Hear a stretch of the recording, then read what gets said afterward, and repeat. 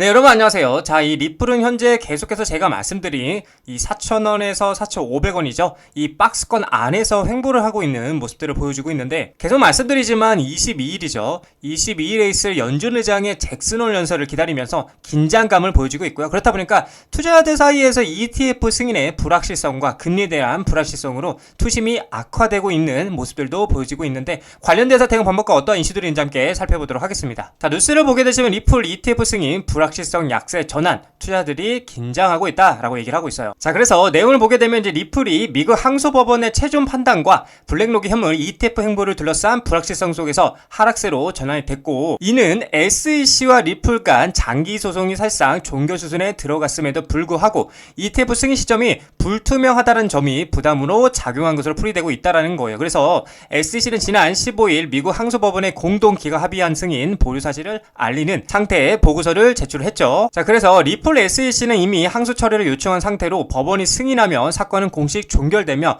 법적 불확실성은 사라지게 된다. 전 SEC 변호사 마크 파겔은 토레스 판사는 이제 사건과 관련이 없다며 추가 판결 가능성을 배제하고 있다라는 거죠. 자, 그렇다 보니 시장의 관심은 현물 ETF로 향하고 있는데, 미국 현물 XRP ETF 승인은 가격 상승을 촉발할 핵심 변수로 꼽히고 있지만 SEC가 암호화폐 ETF 전반에 대한 표준화된 규제 프레임워크를 마련해야 한다는 점에서 시기 예측은 여전히 불확실하다는 거죠. 특히나 블랙록이 이미 비트코인 현물 ETF와 이더리움 현물 ETF를 통해 각각 586억 달러 그리고 121억 달러 이상의 순유입을 기록하면서 시장을 장악을 했는데, 업계 전문가 네이트 제라치는 블랙록이 결국 XRP와 솔라나 현물 ETF를 신청할 것이라고 확신한다라고 얘기를 하고 있고요. 구체적 시점은 SEC 규제 동향에 달려있다라는 분석이 우세하다라는 거죠. 자, 그리고 중요한 건 이제 거시경제 변수 또한 부담 요인으로 미국 경기 둔화 우려와 연방준비제도의 매파적 기조는 위험자산 선호 심리를 위축시킬 수 있으며, 반대로 경제지표 개선과 완화적 통화정책 기조는 암호화폐 시장에 긍정적 영향을 미칠 것으로 전망이 된다라는 거죠.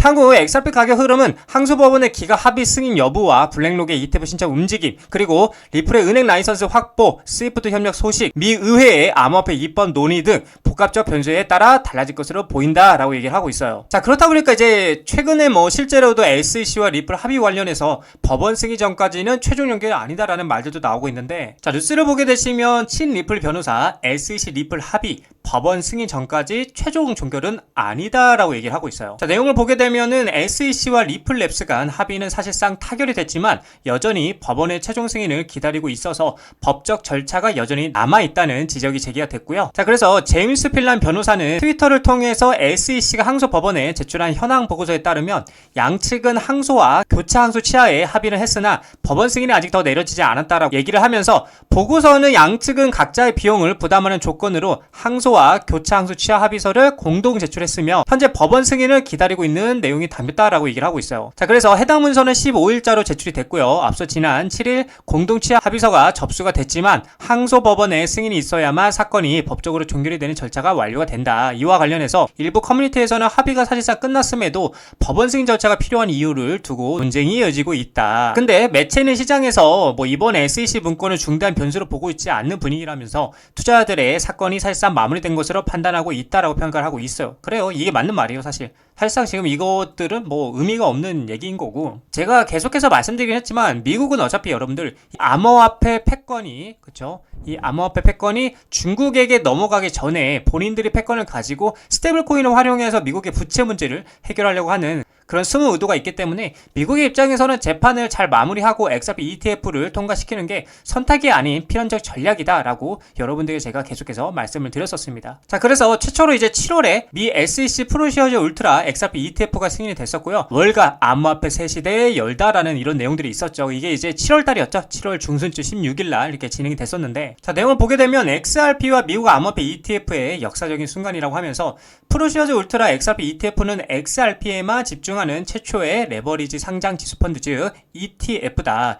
일반 ETF와는 달리 울트라 ETF는 기초 자산의 일일 가격 변동에 대한 투자 노출을 확대하도록 설계가 됐고요. 이 펀드는 투자자들에게 XRP에 대한 2배의 투자 노출 가치를 제공한다고 얘기를 하고 있어요. 그래서 이는 XRP가 하루에 5% 상승할 경우에 ETF는 약 10%의 수익을, 손실 시에는 그 반대의 수익을 얻을 수 있다라고 의미를 하고 있는 거죠. 자, 그래서 ETF 분야의 선구자인 프로쉐어즈는 2021년 최초에 비트코인 선물 ETF 출시를 하면서 이미 한 차례 역사를 쓴 바가 있고요. 이번 XRP 시장 진출은 암호화폐 투자 상품의 다각화를 새로운 장을 열 뿐만이 아니라 비트코인과 이더리움 외에 대안에 대한 기관 투자들의 증가하는 수요를 명확히 보여주고 있다고 얘기를 하고 있어요. 자, 그렇다 보니까 이제 프로쉐어즈에 이어서 XRP ETF 이 자체가 추가 승인이 나올까라고 지금 얘기가 나오고 있고, 폴리마켓에서는 그 가능성에 대해서 73%로 예측을 하고 있다. 자, 그렇다 보니까 현재 블록체인 기반 예측 시장에서는 XRP ETF 승인 가능성은 약 73%에 달하고 있고요. 이는 비트코인이나 이더리움 ETF 승인 당시와 비슷한 수준으로 시장의 기대감이 얼마나 큰지를 보여주고 있다라고 얘기하고 있고요. 만약에 SEC가 추가적으로 XRP ETF를 승인하게 된다라면 이는 XRP에 대한 기관 투자들의 접근성을 크게 높여서 대규모 자금 유입을 어떻게 유도할 수 있다고 얘기를 하고 있는 거죠. 이는 곧 XRP 가격의 급격한 상승으로 이어질 가능성이 높기 때문에 전문가들의 이번 소송 종결이 XRP의 새로운 강세장 진입을 알리는 신호탄이 될 수 있다고 분석하고 있고요. 향후 SEC의 결정을 주시하고 있다라고 얘기를 하고 있는 거죠. 자, 그래서 이제 XRP ETF 전체 리스트와 승인 예정일이 굉장히 중요한데, 자, 이 예정일에 대해서 좀 여러분들이 좀 더 꼼꼼하게 말씀을 드려보자면, SEC 승인을 기다리는 XRP ETF에 대한 날짜, 제출 및 향후 계획이 중요하다 볼 수가 있는데, 자, 여기 내용을 보게 되면 SEC는 현재 XRP ETF에 대한 여러 건의 신청을 검토하고 있다고 얘기를 하고 있죠. 그래서 SEC는 최근 상장 지침을 발표했는데, 이 지침에 따르면은 코인베이스 파생 상품 거래소와 같은 플랫폼에서 최소 6개월 이상 선물 시장에서 거래된 암호화폐는 뭐다? ETF 자격을 갖출 수 있다고 얘기를 하고 있어요. 자, 그리고 캐나다는 2025년 6월에 여러 XRP ETF를 출시했지만 미국은 아직 승인을 기다리고 있는 상태고요. SEC는 이러한 신청 대부분에 대한 최종 결정을 언제 2025년 10월까지 발표할 것으로 예상이 된다라고 얘기를 하고 있는 거죠. 자, 그래서 여기를 보게 되면 이제 실제로 SEC 승인을 기다리는 XRP ETF에 대한 목록을 볼 수가 있는데, 이 전체적으로 이제 통상적으로 보게 되면 실제 승인 또는 거절 결정은 대부분 2025년 10월달, 그쵸?